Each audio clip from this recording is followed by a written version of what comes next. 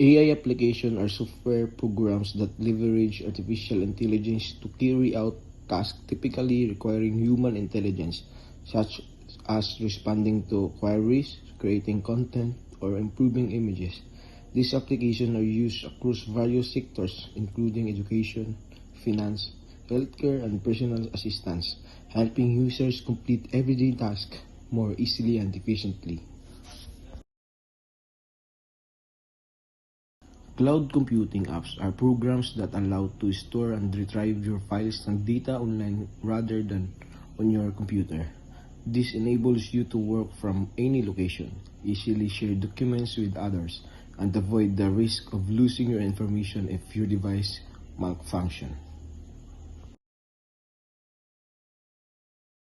Network architecture in a company refers to the structure and arrangement of each computer networks, detailing how devices such as computers, servers, and routers are interconnected and communicate. A well-designed network architecture ensures efficient data flow, supports business functions, and protects against security risk, facilitating smooth collaboration and easy access to necessary information for employees.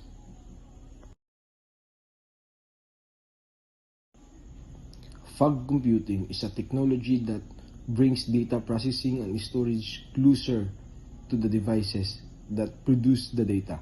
Instead of depending entirely on remote cloud servers, this enhances response times and decreases the volume of data transmitted over the internet, making it particularly suitable for applications such as smart cities and load devices.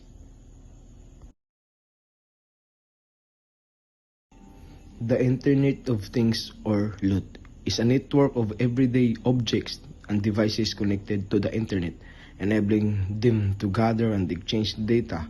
This technology allows the items like smart home devices, wearables, and industrial equipment to interact with one another, enhancing convenience and efficiency in our lives.